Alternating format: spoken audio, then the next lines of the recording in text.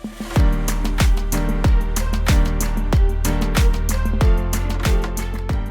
hi everyone and welcome.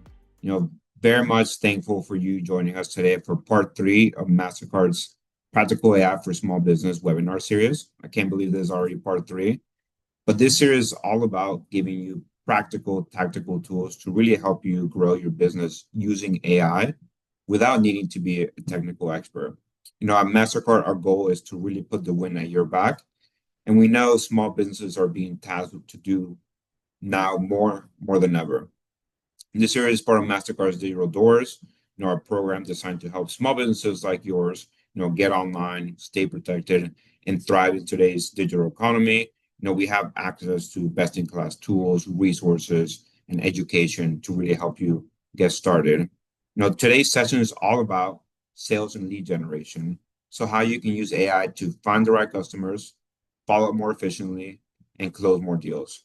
I'm thrilled and excited to have Jacqui Jones, CEO of One Degree Marketing, with us to walk through the tools and strategies that can help. I'll let her introduce herself, and then we can dive right in. Thank you so much, Alan. I appreciate it. Hello, everyone. Alan said he wouldn't be long. He meant that. I appreciate it, Alan. He was very brief and direct and straight to the point. I will reiterate that you definitely want to get locked in and connected to Digital Doors. There's so many great resources that are in Digital Doors. So first, thank you to MasterCard for having me again. I love coming and being with you all virtually and in person.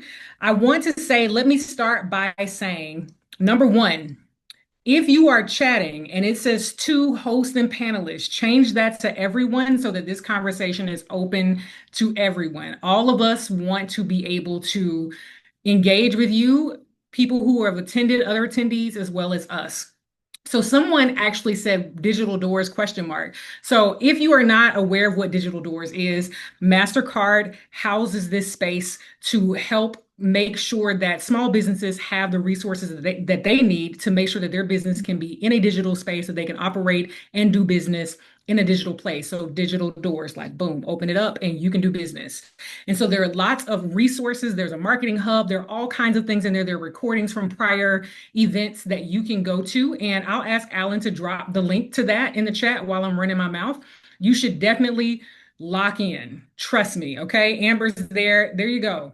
So definitely lock in with that. Not telling you something they asked me to say is something I actually believe in. I've been up in there myself. So I believe in it too. I'm a small business owner too. So it's a valuable resource to me also. So great, cool. Now we have gotten that out of the way. I'm going to share my screen. Before I do that, and I need you all to talk back to me. So I'm going to need you to confirm I have the right screen, not the text messages from my friends, because that could be really embarrassing. Before I do that, housekeeping. Number one, if you have something to say in that chat, I want you to say it. I want you to high five each other. I want you to ask the questions. Alan will be keeping an eye. They will also be answering anything that is not something that I can answer, that the team at MasterCard can answer. Also, just a reminder again, change your chat to everyone so that everyone can see what you're saying, unless you are trying to just talk to us as hosts and panelists. All right, let's get this party started. So if you all will confirm for me that you see the correct screen. Let me see. Now, please know we see it. Yes. Okay. Thank you, Bridget. Thank you, thank you, thank you. Thank you, Brittany. And you all are from all over the place. I appreciate you telling me where you're from. Thank you, Chanel. Thank you, Angie. I appreciate it. So I am watching you. I want to make sure you know that. While I am doing this, I am watching you. Okay. And I need your energy. So you are in the right place. This is what you signed up for. All right. I did not put a slide in here that tells you a lot about me because that's not really why you're here. But I will take a moment to qualify myself, is what I typically call it. So I'm CEO of One Degree Marketing. We're based in Birmingham, Alabama, and we offer outsourced marketing services to businesses and organizations. We also house what's called Elevation Academy, where I basically teach people to use as much as they have to get as far as they can.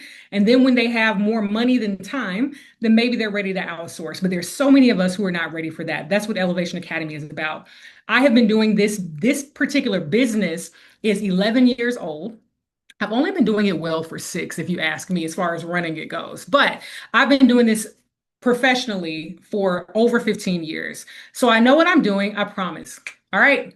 So today's practical AI is about sales and lead generation. Let me tell you a little bit about what you can expect. So, number one, welcome to the party. So glad to have you. Here's what we're going to cover. And there are a lot of words on these slides because at some point you do typically get access to them or you're given them somewhere along the way, not sure where, but I try to make sure it makes sense without my voice. So just in case. So you will see a lot of words on some of these slides. That is not always recommended, but that's the reason, okay? Number one, we're going to cover why AI is worth your attention in sales and lead generation. I know you came here so you see value, but I think it's important that I talk to you a little bit about it to begin with. I am going to pause and make a quick breakdown of a basic sales process because if you have ever attended another Digital Doors event with me, you know that I make no assumptions about where you are and you're learning about the thing. So I will level set us first and go through a very quick, this is the basics that every sales process typically will have, okay? Then we'll get into how AI can help with identifying high potential leads, automating follow up, personalizing outreach at scale. And then there are some risks and ethical concerns. I want to make sure I say some things to you before I send you off into the world with your AI tools and all of your bright ideas. And then we'll just, wrap it up. But I always have a little bit of homework for you, okay? So let's start here. All right. One more check before we get started. In the chat, put your favorite emoji. I just want to make sure you all are ready to engage with me. All right. Favorite emoji, whatever it is.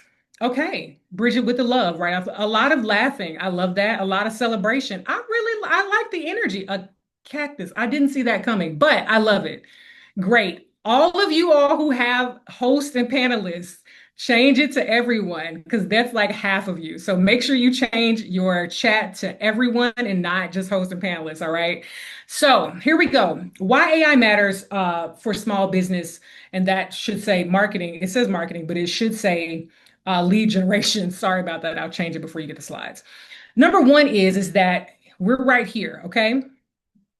50% more qualified leads is what small businesses typically see when they are integrating AI into their sales process.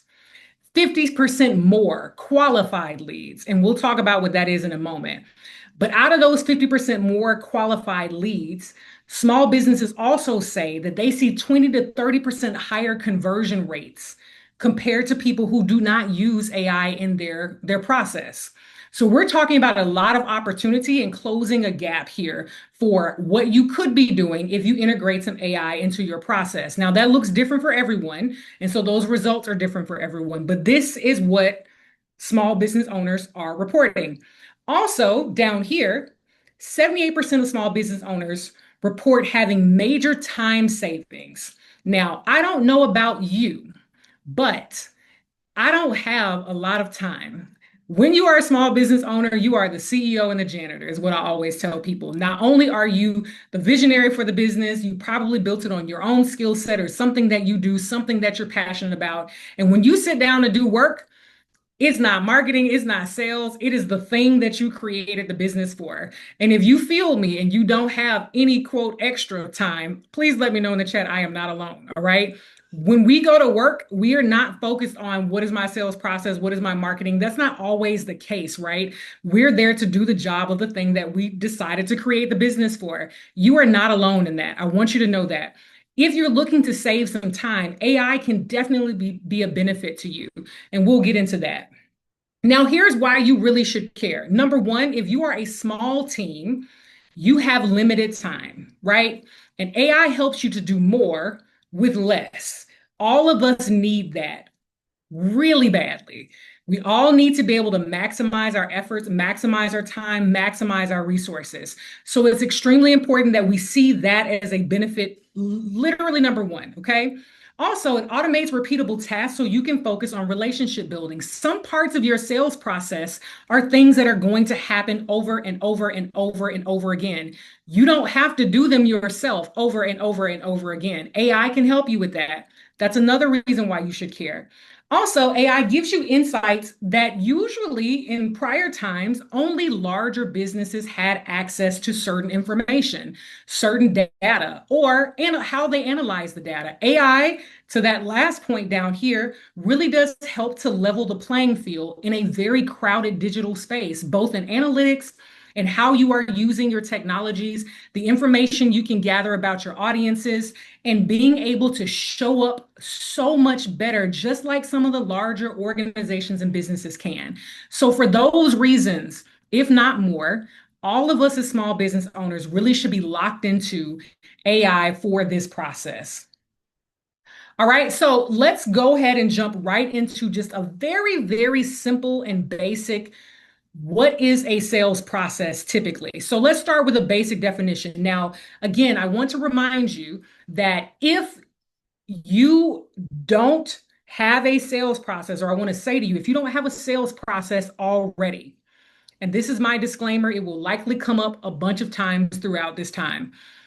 In order for AI to help you in any way, in any aspect of your business, we're talking about sales and lead gen today, but for any aspect of your business, you can only integrate AI into something you've already created a process for.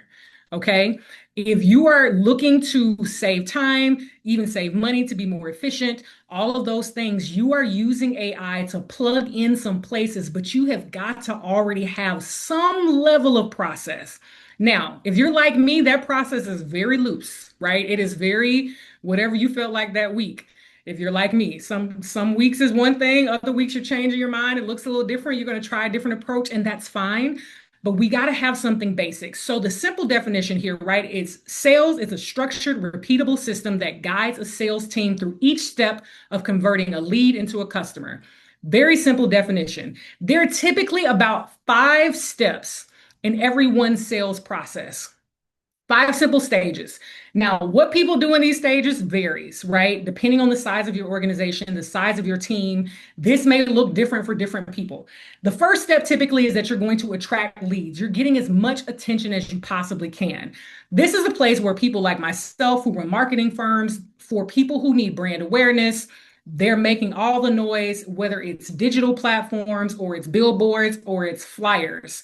Hey, look at me. I'm here. I have a product or a service that you can use.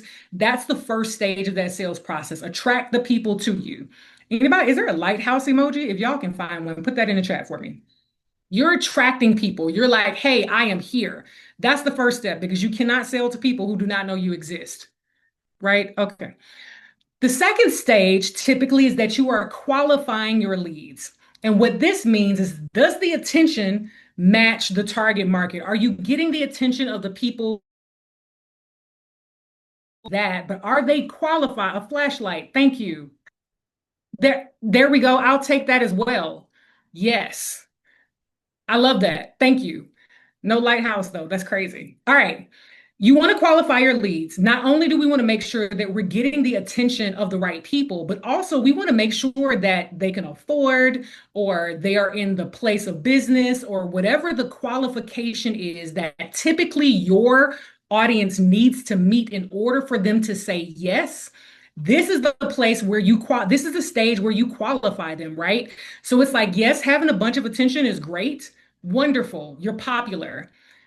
Last I checked, my bank does not deposit popularity. Okay, just want to say that out loud. I don't know about your bank. And if they do, please put me on because I want to bank there. But banks do not deposit likes and shares.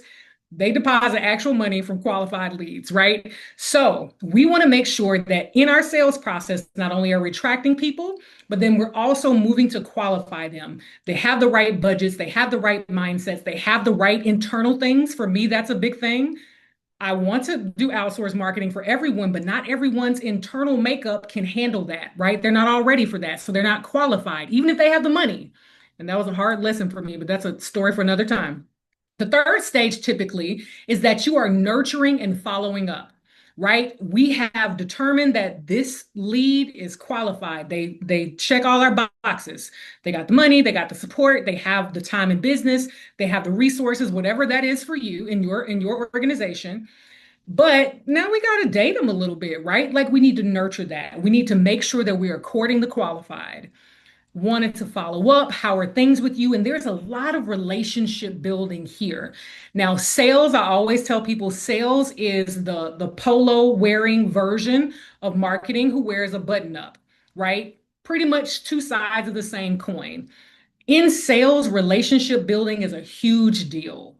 Nurturing and following up could be the make or break about whether people spend their money or their time with you. So, this third stage is critical. Most people don't go from being attracted to you to straight to the sale.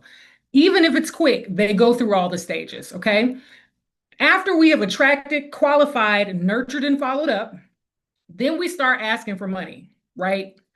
Or whatever your commitment is. And I'm always careful about that because sometimes when we're working, we want other things of value. And that's something I always teach in marketing. You've got to know if there's something else of value to you. Yes, it's money, that would be great, but maybe you're asking for something else, attendance to an event, whatever the case is. But you've got to close the sale. That's a stage in the process. People skip this. I know you don't believe that. I'm telling you what I know. People believe that if they convince and if they attract and all of that, that people are just magically going to go and spend their money with them. And I don't know if you all noticed, but that never magically actually happens, right? What magically happens is that we're frustrated why people are clicking on it but not buying it, right? So we've got to know that somewhere in here, we've got to say buy now, sign up now, do the thing. Those calls to action are really important. And in the relationship building, being able to be bold enough and confident enough in what we are offering to say, hey, this seems like it's a good fit to me. Is that what you're feeling? Yes. Okay. Well, let's go ahead and commit. Would you like this way or that way? Not do you want it or not? Pro tip. But would you like it this way or would you like it this way? Right? Would you like your appointment to be on Tuesday or Wednesday? Would you like to pay monthly or annually? We don't give the option of do you want it or not because we've qualified you. We know that you meet the qualifications, you have the need, we can solve the problem for you, and you are interested, you like it, you like where we're going. Which way would you like it? Close the sale, right? The last thing, which we actually will not get into for AI purposes today, but I did not want to leave off, was to retain and upsell. And this is something that also kind of follows that marketing funnel. Sales is the same way, right? Again, with two sides of the same coin. You want to make sure that not only are you closing the sale and you are gaining a new customer or client, but also that you are taking advantage of the fact that it is cheaper to keep them in the fold by retaining them, renewing them, whatever that looks like in your business, whether it's a subscription or it is an update or whatever the case is, right? So we want to make sure that we are giving the full experience to our customers, yes, for customer service, but also to maximize how much revenue we can see and how much impact on the money side that we can see from the people who we are selling to. Is everyone with me? Yes? Yes, yes, yes. All right. Yes. All right. Perfect, perfect, perfect. Good. So these are your five simple stages. Okay. Now let's be clear.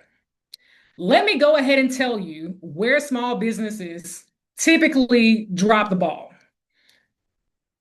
Pausing for dramatic effect. Okay. All three of these in the middle. We spend so much time attracting leads. Yolanda said she can't hear me. Can everybody else hear me? Can y'all hear me? Everybody good? Yes? Okay, just making sure. All right, perfect. All right, want to make sure because we don't want any problems. Okay, so these three stages in the middle, these three are where, as small business owners, we typically drop the ball. Now, this could be for multiple reasons, right? One, we're very busy and we are always in the weeds, right? If you live in the weeds where I have lived before, I have a home there. It should be a vacation home, how much time I spend there. But we live in the weeds and we spend a lot of our energy and time attracting people, right? Ask me how I know. All the social media things that I teach, all the things on the front lines of your marketing, we're attracting, we're attracting, we're attracting, we're attracting. And one of the things that I always have to warn people of is what if it works? What if you attract a ton of people? Are you ready to do the rest of this? I need you to ask yourself that question. What happens after you get their attention? Are you ready to qualify them? Do you know what that qualification is? How do you go about qualifying them? What questions are you asking? What does that look like? We're talking about a sales process, right? Then we're saying, cool, this is how we're going to do stage two. But after that, how do we keep a relationship? Is it email marketing? Is it we're going to call and have coffee? What does that look like for my organization, for my industry, for my budget, for my time, right? And then if we don't do these things, we may never get to the place where we can close the sale. So these three spaces as small business owners, I am with you. I'm standing with you in this admission. We suck at these three. We are not great at that. We spend all our energy attracting people and being mad that they're not doing what we asked them to do. All right. And I know that because I've been there.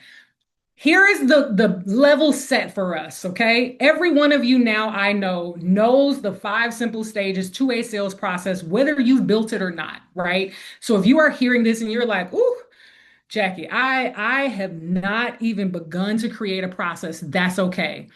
Start simple, iterate, iterate, iterate, iterate. And as you iterate, you're going to use some of these AI things in the meantime. Some of them you're already using, I'm pretty sure, but we're going to talk about being intentional about them, all right?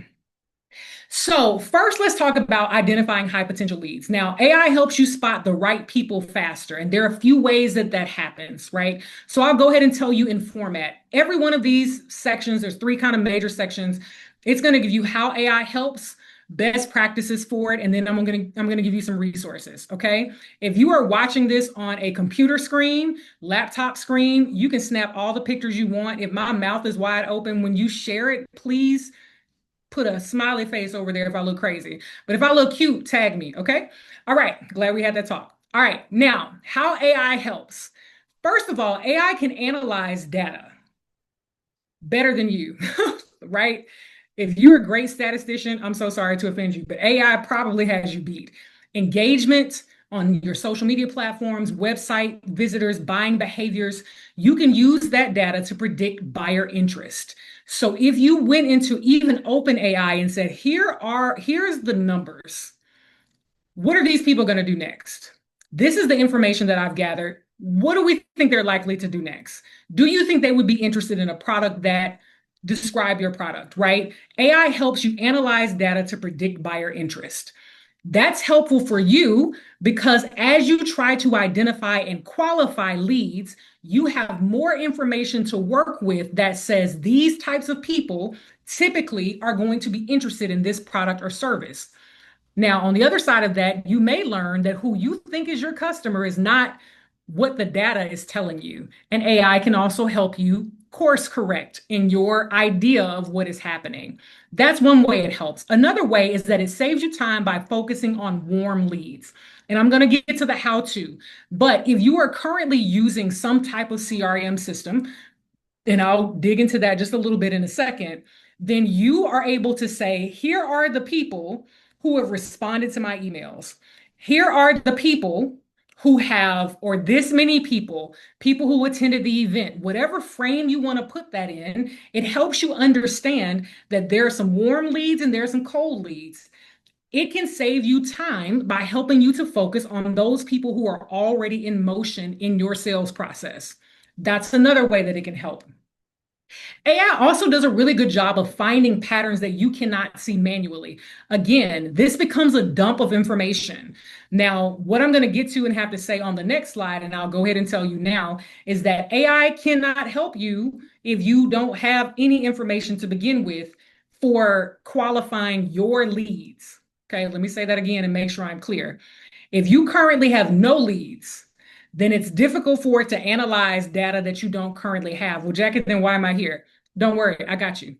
In the meantime, right, as you are building this and as you are working toward using AI and building a sales process and trying to be smart and intelligent and effective and efficient about it, what you can do is say, here are my assumptions. Hey, open chat, small business marketing, small business MasterCard AI. I'm going to show you that in a little while. I have a question here. If these are the behaviors that I am expecting, if these are the people that I'm expecting, you can even ask what metrics reflect who could be a warm lead, what kind of leads come from this, where do we expect to see these people? All of that's possible if you know what to ask. So if you don't have data yet, you don't have the customers and clients yet, or you have them, but you're not tracking them, which is typically our issue. If that's the case, then you start with what you have, and that's assumptions. And you go into AI, especially open AI spaces, and you say, here is my assumption. Here's what I understand. Here's what my industry says. Here's what other research says. Talk to me. Where are my people? Where can I find those leads that are qualified? Now, a few best practices. Start with clean data. Again, your CRM system, your HubSpots, your what's the other one that I can't ever learn? Salesforce. Yes, that one.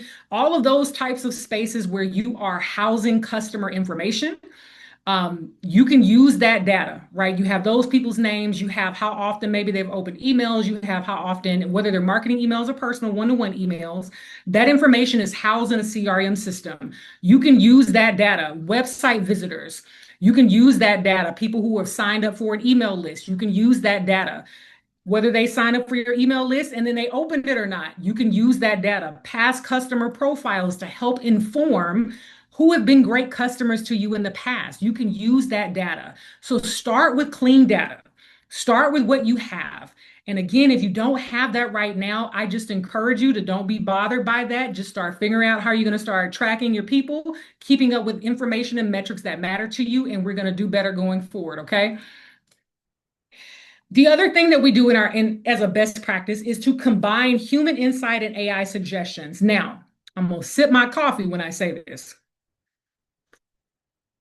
AI is trying to be you. Okay. Glad we had that talk. You are an expert at what you do. You are an expert at what you provide. And if no one has told you that and you don't believe that, I am here to tell you that you are an expert. You know what you want the business to be. You know what kind of people you want to serve.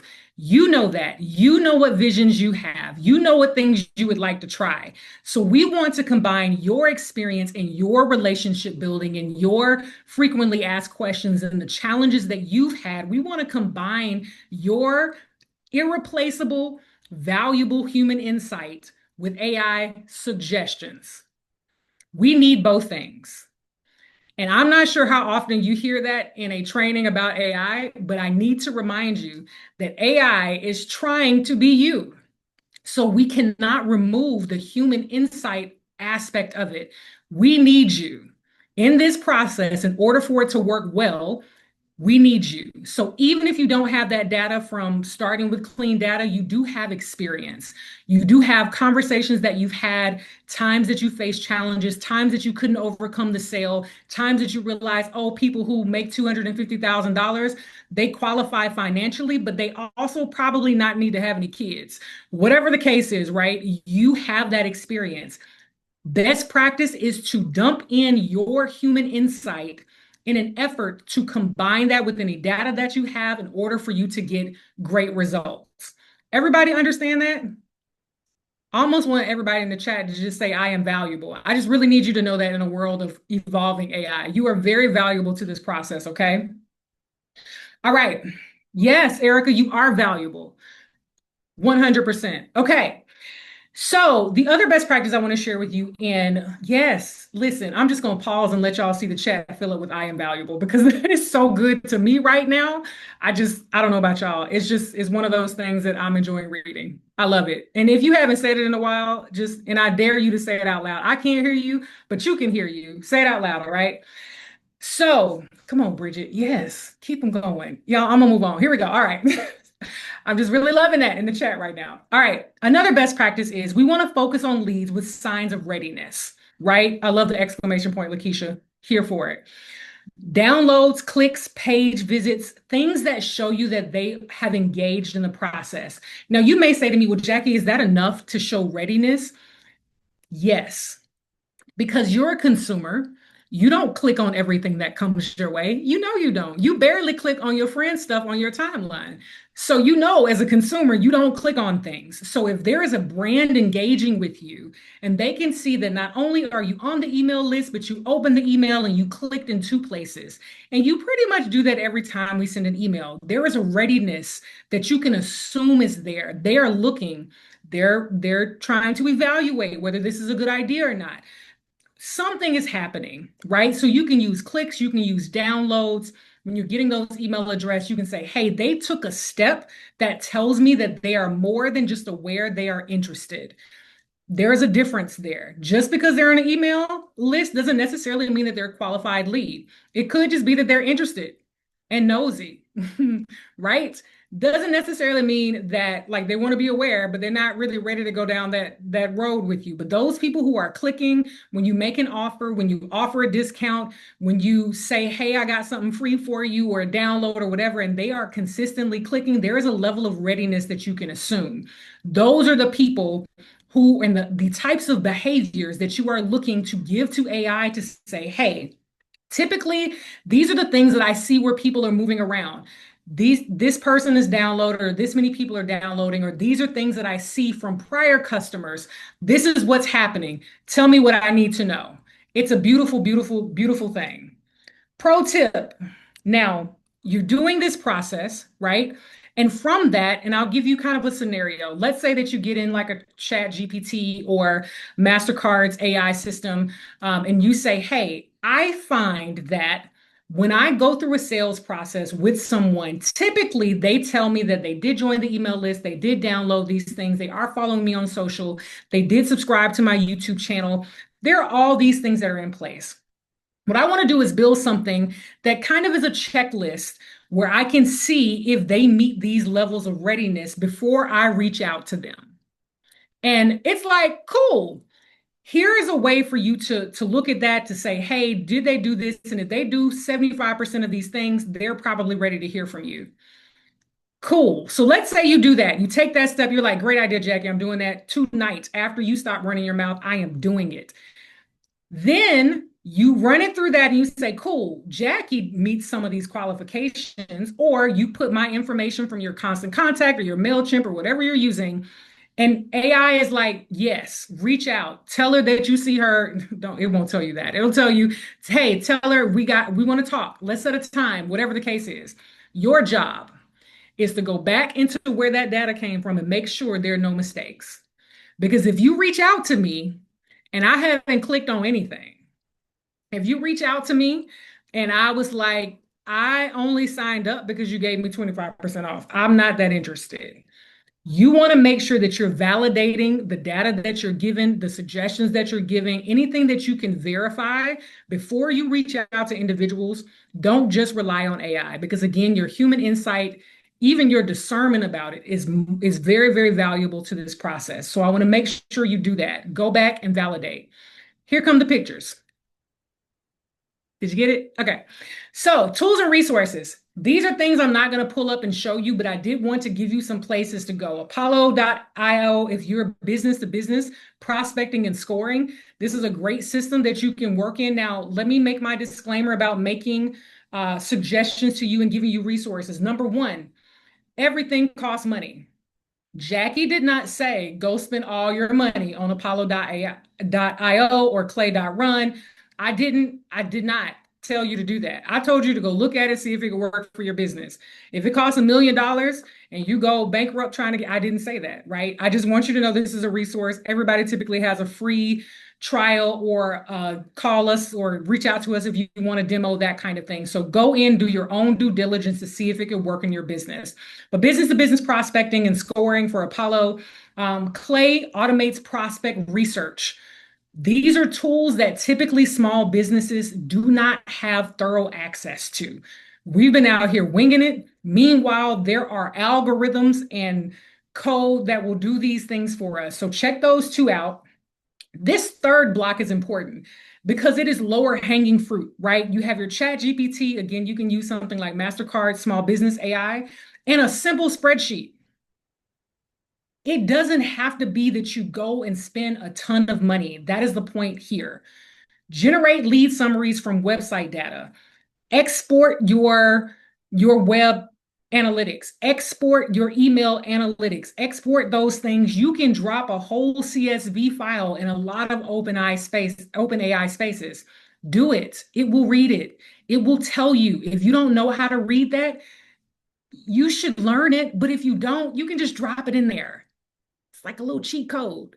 right? I still want you to learn it though, because it's important that you understand and you can go back and validate and make sure that those assumptions make any level of sense. Because I do want to remind you the same google.com you have that gives you crazy results is giving the same results to AI. Okay. It's pulling from the same world that you're pulling from, and not everything is correct. So I do want you to have an understanding, but you can take a bunch of data that you don't fully know what to do with, put it in there and say, hey, I need to understand from this what the makeup of a qualified ready lead looks like for me so I know who to go after. And it'll start giving you all kinds of things you never thought possible. HubSpot AI is another good one. I typically use HubSpot for our CRM internally here, but you can do some lead scoring. So it'll tell you, hey, these people, this person has opened your email a few times or whatever, and it'll give you a score for whether that lead is considered kind of a warm lead or not. So if they've been opening the email, you sent a quote or you sent a follow up and they've opened it like 15 times, you're like, hey, either they have an obsessive habit of opening this email for some reason, or they're interested, they just haven't clicked the button. Maybe I need to follow up, right? Having that type of scoring is really helpful. So that's another resource. All right. How are we doing out there? Y'all okay? Everybody good? Everybody with me before we move on to following up without losing touch? Great. Okay, Angie, thank you for letting me know. Perfect. All right. Thank you. Thank you. Okay. Bridget said we good. I love it. I love it. All right, here we go. So, automating the follow up. Now, again, remember that in sales, a lot of this is relationship. Okay. Hear me. And I'm going to be very honest with you. Lean in. You with me? Okay.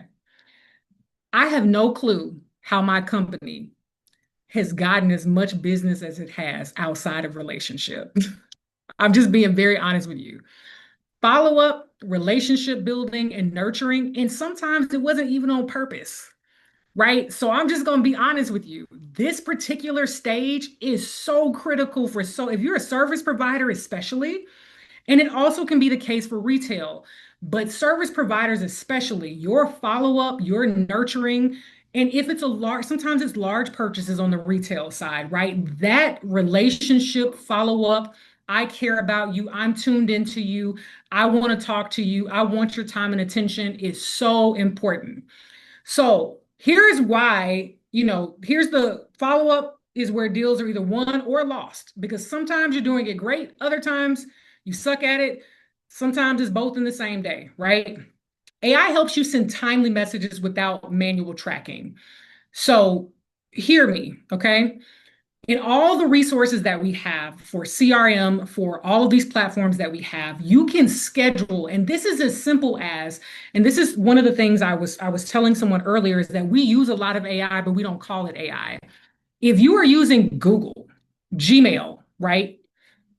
Right there at send, you can do a drop down and schedule the email. That's AI. Mind blown, right? You want to make sure that your messages to the people that you have qualified are timely. Now, there is a caveat here, and I don't know if you keep hearing this over and over again, but there are some things you have to know in order for this to work. You need to know your audience. You need to know your customers. You need to know what their life is like. And again, that's a webinar for a different time, which, go on digital doors. I'm pretty sure one or two of them are up there. But you want to know your audience well enough to know at 8 a.m., are they at work? Are they in transit on the way to drop the kids off? You want to know if they are sitting in the bathroom scrolling on Instagram. You want to know enough about your audience to help understand what is a timely message and how can I use AI? I'll go ahead and type it while it's on my mind. I just met you, or this has been a warm lead. Someone connected us, and I want to make sure I follow up. So I have some things I want to say to you. I'm going to go ahead and get that scheduled, but I know you, and I know you have small children, and I know that I need to catch you about midday right there in between, drop them off, and oh my gosh, you want me to take them back. I need to hit you right there. So I'm going to make sure that my message comes in a timely manner to make sure you know that I respect your time, I understand you, but also I know that you're on your computer. These are things I know about my audience. That is what audience development gives us. So while this is helpful, there is a precursor that I want to make sure I do not skip. You need to know your audience. That's that human insight side. And you can also get help with AI on developing your audience, right? Also, AI can help you predict the best time to follow up. Again, we're going to data dump. If you are able to say, typically I email people 3 days after we've had a conversation, and 60% of the time, people do not respond. That's an important metric. So maybe if we put that information into an AI space, it can come back and say, yeah, that makes sense. These types of people typically have these things going on. This is how you describe your audience. You probably want to give them 5 business days. Because again, AI is able to rationalize, hey, they are an executive or they manage other people. They have other things going on. So meeting with you was cool, but when you all stopped talking, they went and did something else. And they probably need a bit more time to come back to it. So AI can even help you understand when's a good time for me to follow up. This is my favorite part, and I do this all the time. Write initial drafts so that you can personalize. If you find that a part of your sales process is a lot of follow up and a lot of emails and, hey, it was great to see you, it was great to talk to you, can't wait to dot, dot, dot, dot, dot, I'm going to tell you exactly how I do this before I get into best practices. I use something to record my calls, and I'm giving you my life right now. Just hear me, okay? I record all of my meetings now with otter.ai, I think is the web address.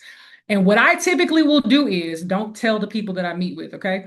What I typically will do is I will take the summary that it gives me, I will put it into, now, of course, I was there, and it's wonderful because it helps me not have to focus on taking notes while it's happening. It's going to record it. And sometimes I will literally say out loud, this is what I'm going to do. I'm saying that for the recording because at the top of that summary gives me tasks. It says Jacqui says she was going to do this, whatever. I take that summary, I put it into an AI space like a chat GPT, and I say, I need to follow up with this person. Here is the summary of our call.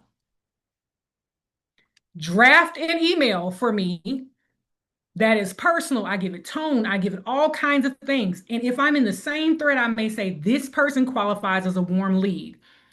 Draft of an email. I might have to go in there and tell it to stop saying, I hope this email finds you well, and don't put emojis. Like I might have to tweak it, and I should tweak it, but it's a great way to start without you having to pause and be like, okay, how do I want to say this? How do I want to whatever? It's not laziness, it's efficiency. Okay.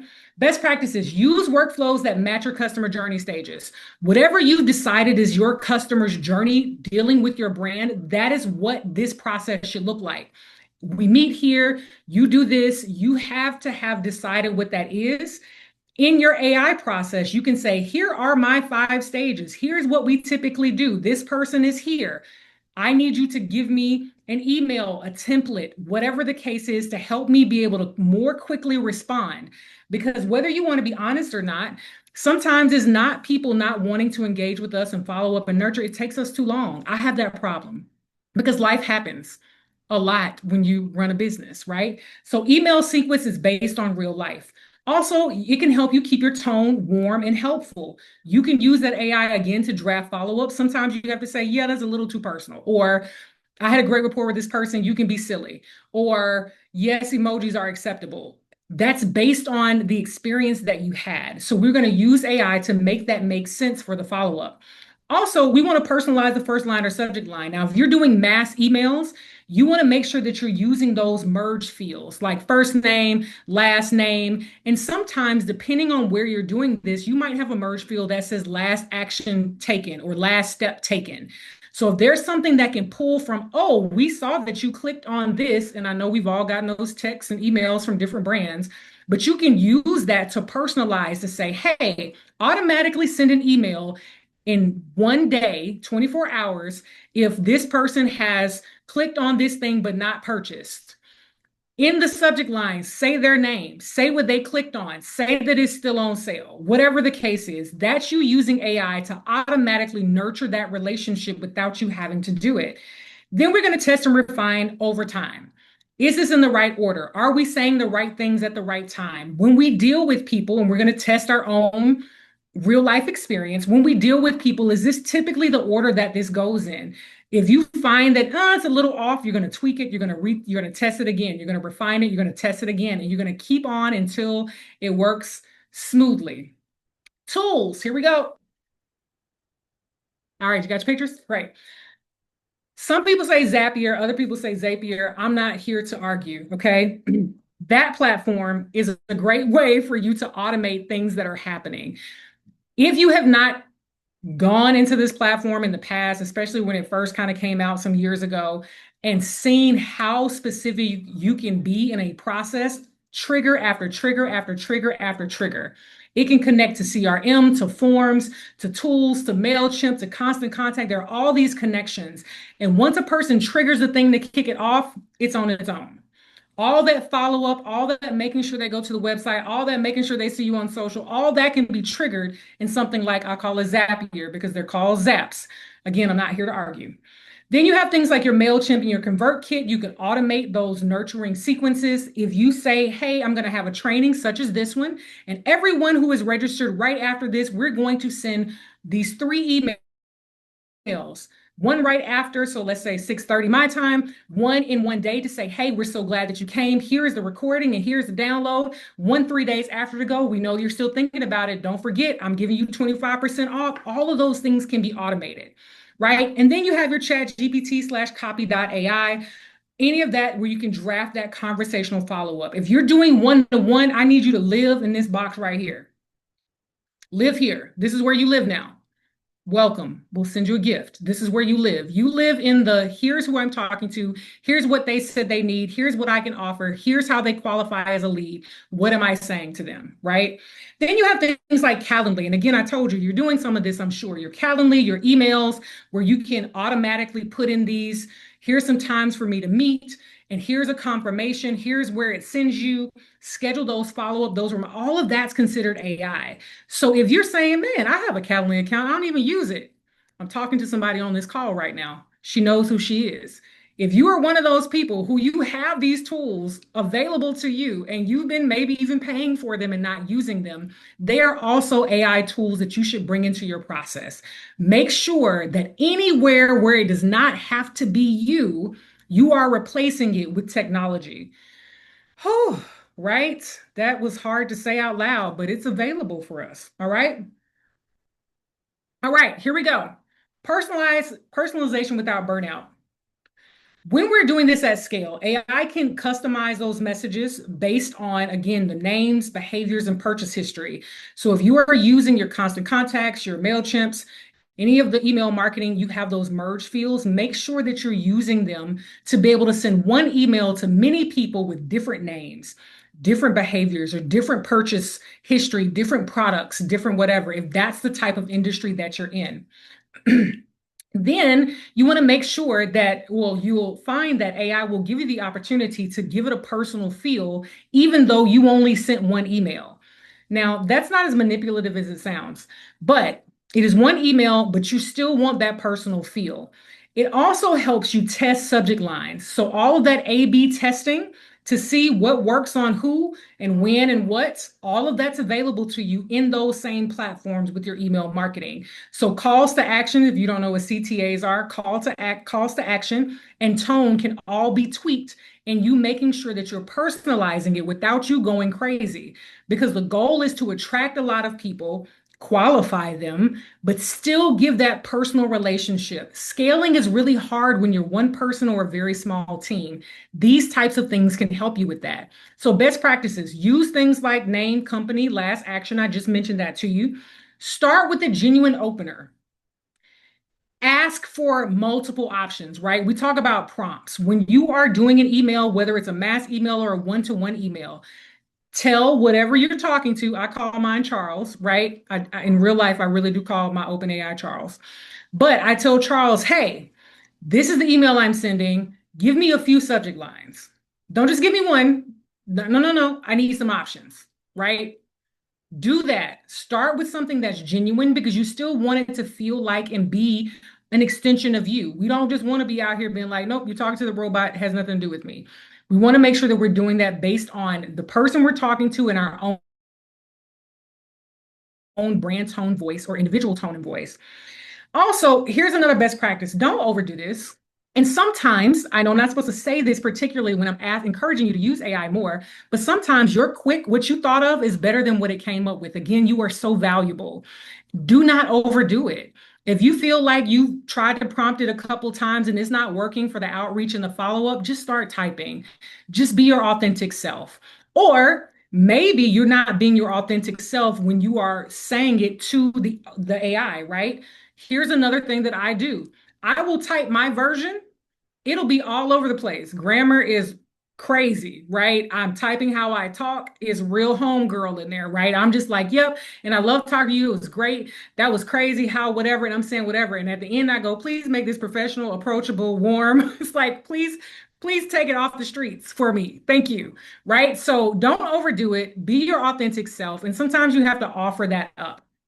Now, you also want to personalize who you send to and what you say, right? So again, now I'll tell you another pro tip if you are using OpenAI, specifically in ChatGPT, because I haven't worked in a ton of them, but you can have project folders, right? And if I stay in the same thread, if I am consulting with someone named Mary and I've put some copies of some notes from some meetings and whatever, I just keep talking in Mary's thing. I need an email for this about Mary. I need this. Mary mentioned this. Here's an email from Mary. I need to respond, whatever, whatever. It's in the same thread. So it's remembering all the things that you've done with Mary, and it's giving you something that is warm, that is direct, that is hopefully as accurate as possible because it's based on the things that you fed it. So when you're doing that for a lot of people, having a habit of saying, okay, this is my follow-up project. You can put in the description, this project is for this. This is what I'm trying to do. This is the process. This is the goal. This is the data that I need. These are the actions I need them to take. So everything that you prompt after that is looking to this overall description to get it done. All right. I am giving y'all all my secret sauce right now. Real bad. So here are a few tools. Again, ChatGPT or any OpenAI CRM export. Again, you want to download all that CSV data and put it in there and say, hey, who do I need to talk to? What kinds of things do I need to be saying? Lavender AI is real-time feedback on your tone and personalization. If you want to be interrupted and be like, hey, that's real, you're being a little spicy right now. It doesn't say it quite like that, but it will tell you, hey, this is a professional tone, or this is very approachable, or maybe you might say something like this. So Lavender AI is a good one for if you want real-time feedback while you are actually typing your emails and what you're doing. Using Vidyard or Loom, if you need some AI assisted personalized video intros, which is a really great idea, if you are looking forward to speaking with someone or you keep missing them and you want to be fancy like I like to be sometimes when I have 5 minutes more time in my day, you might use one of these platforms to create a video that says, hey, you're interested. Here's some things I want to talk to you about. Here's an intro video. I just wanted to share these things. You can use those platforms to help you create those. And then, of course, again, you have those mail merge tools to send those custom emails in bulk. Now, before I let you go, few things, right? Always disclose when you are using AI generated content when it's relevant. Jacqui, when does that come up? If you are generating full emails, stories, blogs, or otherwise, right? If you are doing full letters as the CEO and posting it, you may decide to say, this has been AI generated and perfected with love by Jacqui Jones. If it's relevant, you should disclose that you are using AI. Let's not lie to people, all right? Also, please protect your customer and clients' data. Do not feed OpenAI sensitive information. So while I'm encouraging you to download a lot of things, do not put their personal identifiable information into that. It's called OpenAI for a reason. Your job is to protect your audience, your customers, your clients' privacy. That's your job, not its job. So while we want to be as specific as we can, what we do not want to do is give it information that we don't have permission to give it. Also, I want you to avoid any AI fatigue. Do not over automate your systems. You still need to be engaged. So this is not about replacing you. It's about supporting you. So if you over automate, by the time you have an actual conversation with a human, everybody's lost. And also, some of that tone may not sound like you. Something may have been off. We don't want to over automate and have that issue. And further, again, keep the human in the process. You are an empathetic being. You are listening. You have the potential to create great relationships. AI cannot do that for you. So I want to make sure that you are 100% staying present in the value that you bring to your customers, to your great and amazing business. All right. Before I let you go, again, I want you to check out Small Business AI. You have smallbusinessai.mastercard.com. This is a great platform for you to go in and start to do some of these things, to ask questions, all of those types of things. So I want to make sure that you know that MasterCard also has a platform that they have worked on to help you create these things that I've told you about. Alan with the link, love it. So make sure you go there, use that tool. Remember also that AI is something that can, just like everything else in the world, data wise, can have biases, can have all kinds of things where the responses to you give you certain things. I love MasterCards. It feels like it has been very much, not necessarily filtered, but I can tell that there is an energy there that is open and is like, hey, here are the facts that we found, but please, please, please, just like with this one and any other, make sure you go back and verify the things that you're getting are true. Make sure it aligns with what you're trying to accomplish. All right, we talked about all the things. Here's your homework. I want you to choose one AI tool to test this week. Just one. Just one. You might already have it. Gmail might be you. Don't overdo it, okay? Choose one AI tool to test. Review your follow-up sequence. If you have not been following up, create your follow-up sequence. Can AI help you? Answer that question. Draft a personalized email using ChatGPT, Small Business AI with MasterCard, any other tool, okay? Block an hour to review your CRM or lead data. If you do not have it, you are blocking this hour to review what type of CRM system you would like to put in place. Running a good business is about processes. This is something I've learned the hard way. Then I want you to set a goal. AI should save you time and not add work. So if you are going to bring AI into your sales and lead system, I need you to have a goal on how much time it saves you, how many more leads you're seeing, how much more quickly people are responding. We need an actual goal with numbers and a time frame that this is helpful, okay? So I want to make sure that you know that that is your homework. We are right at time because I want to give you everything that I possibly know. I always do that. I'm so sorry, Alan. Last thing is, speaking of AI, I will put this up because Colleen at MasterCard always says I do a horrible job of telling people who I am. But speaking of AI, if you scan this QR code or go to this link, which I'll put in the chat in just a moment, it will take you to a page that I created just for you. It's going to also have a link to Elevation Academy through digital doors. You don't have to go anywhere else. It'll take you straight there, as well as give you all the ways to connect with me on the LinkedIns. Thanks, Bridget. And all other spaces and all about 1 degree. That means I don't have to go to each one of you. You all can go right there and do it on your own. And then we can, nurture and follow up and have a good time. All right. All right, Alan, where are the questions? Amazing. So nailed the timing. We have one question. Okay. I think you honestly hit on a lot of points, but Chelsea wants to get a little bit more specific. And the question is, if you're auditing client data and retract their name and other confidential info, can you feed it through OpenAI private account and OpenAI private account? So you're saying if you remove or kind of redact some Yep. of the personal information, can you still use it?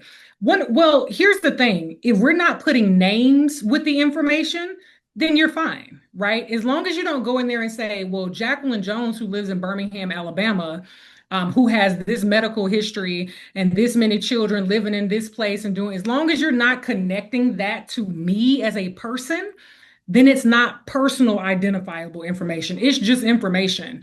But when you start putting, because it's easy to copy and paste, right? So if you start putting, here's my client, here's their email address, here's their address, here's their phone number. Now there is something to connect other people to the information that you fed into it. So if there are no names and there are no other things that are specifically to that person, data, other information, as long as you're not tying it to a name, you're typically okay. Does that make sense? I hope Yep. it does. Okay. And then we have one more anonymous question. Um, but they're asking, how should I think about balancing, automation, automating outreach with, that personal human touch connection, especially as they start scaling and growing? That's a great question. Let me start there. And let me also give you permission to be very authentic in your approach when you start to automate. If there are parts of your process where you know there's going to be a series of emails that are going to come automatically, you can tell people that. You can say, hey, really excited to have had this call with you. There are a few things that I typically want to tell you, but I don't want to take up too much of your time, which is why this is just a 30-minute chat. But over the next few days, you're going to get 3 emails from myself and my team. It's going to go into more detail. You've given them the heads up that that's going to happen. Most of this is about communication and that nurturing and following up and the things you want to automate. Sometimes you can just tell them, hey, there are a few other things. It's going to come automated. Or if it's a mass space, kind of how this is, then I could just say, hey, when you go here, sign up for this and we'll keep in touch. And then that lets you know when I say I'm going to keep in touch, some other things are going to come. So while you are scaling, I want you to think about how you want to approach your potential customers and make them comfortable with what's coming next. That's something that you can decide. There is no wrong answer, but you have permission to just tell them this is coming. All right. So don't be afraid to say that. Great question. Great. I love that answer. And with that, I think is a perfect time to wrap. So thank you again for every single one of you who joined us today for part three of our Practical AI for Small Business series. It's almost over. We have one more part. But first, I want to say a huge thanks to Jacqui Jones, for always sharing her time and expertise. And as you mentioned, if you have questions or you just want to connect, I highly, highly encourage you to reach out to her directly. She's an amazing resource. We also want to invite you to our small business community through MasterCard Digital Doors. I put the link in the chat, so feel free to join. You'll find resources and offers, really designed to help you succeed, whatever stage of your small business journey. And don't forget, so part four coming up June 25th, and we'll touch on all things cybersecurity and risk management. So thanks again to Jacqui and to everyone else who Thanks, joined. everyone. And we hope to see you next month.